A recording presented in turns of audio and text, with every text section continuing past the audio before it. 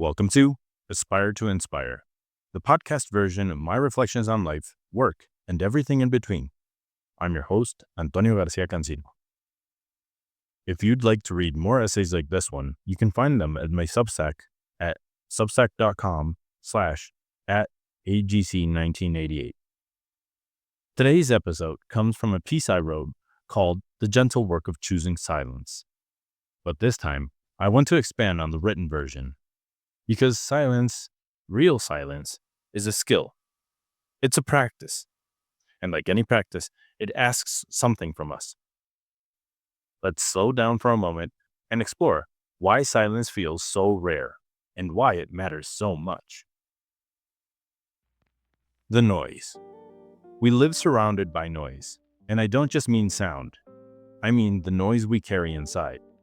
The noise that follows us into every room we enter. The noise we scroll through, react to, absorb, and sometimes pretend doesn't affect us. It's the noise of obligations, the noise of other people's urgency, the noise of feeling like we're always running 5 seconds behind the rest of the world. Cognitive psychology has a simple explanation for this. The mind is always trying to make sense of what's in front of it. Well, when the input never stops, when there's no pause, no space, no break, the mind stops processing and starts surviving. And that survival mode becomes our new normal. We think it's just life. But really, it's an overload disguised as productivity. And here's the tricky part. The world rarely asks us to slow down. It rarely rewards silence.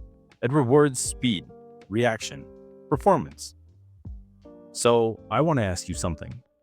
How much of the noise around you is actually yours? And how much have you been taught to carry? Just sit with the question for a moment, because the answer is usually gentler than we expect, and usually more honest than we're ready to admit. Choosing silence. In my original essay, I wrote that silence isn't emptiness, it's intention.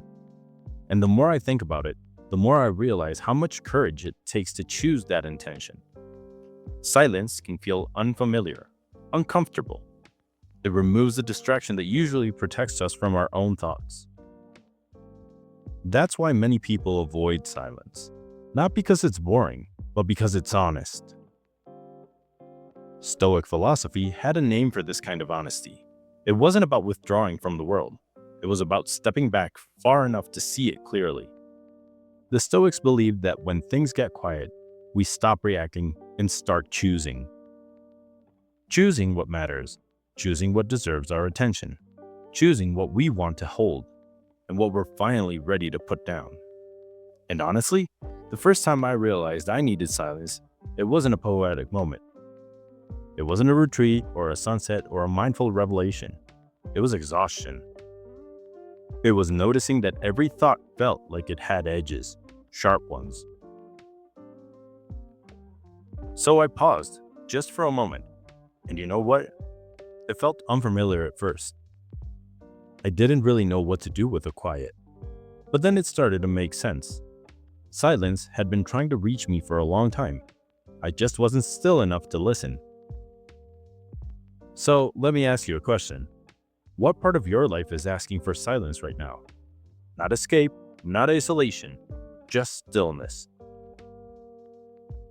And this is the part where silence teaches something.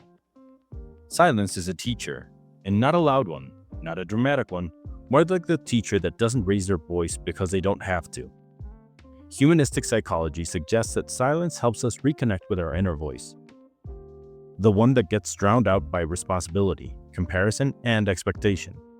When everything quiets down, even for a moment, we hear ourselves without interruption.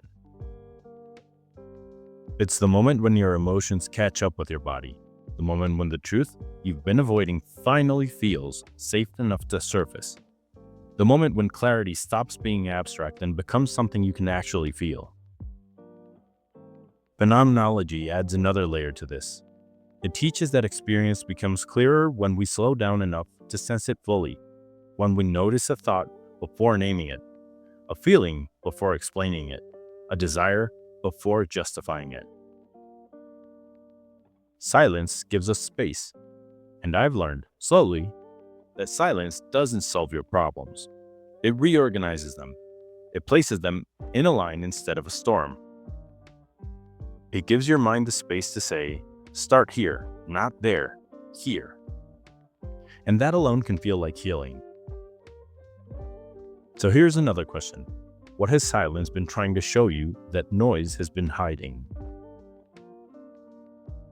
A gentle practice. Choosing silence doesn't require dramatic gestures. You don't need a cabin in the woods or a 7-day retreat. You don't need to disappear. You just need small, intentional pockets of quiet. 2 minutes before you open your email, the moment you stop at a red light, the first breath before you wake up, the quiet that exists before your day belongs to everyone else.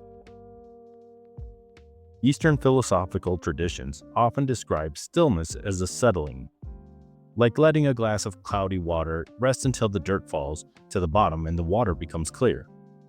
Nothing magical happens, nothing extreme, just stillness doing what stillness does. Sometimes, silence works the same way. It settles you, not instantly, but gently. And I think that's why silence matters today more than ever. Because the world isn't slowing down on its own. And sometimes, the only way to protect your inner life is to choose a rhythm that makes sense for you. So ask yourself, where could a little silence fit in your day? Not as an escape, but as a return. In closing, silence isn't the absence of life. It's the reminder that you're allowed to live it at your own pace. It's a small act of saying, I deserve a moment that belongs to me. A moment to breathe. A moment to hear myself. A moment to realign. This has been an episode of Aspire to Inspire. I'm Antonio Garcia Cancino. Thank you for listening. And remember, silence isn't emptiness. It's space. Space to become yourself. If you'd like to read more, you can find my writings at substack.com/@AGC1988. Until next time, let's aspire to inspire.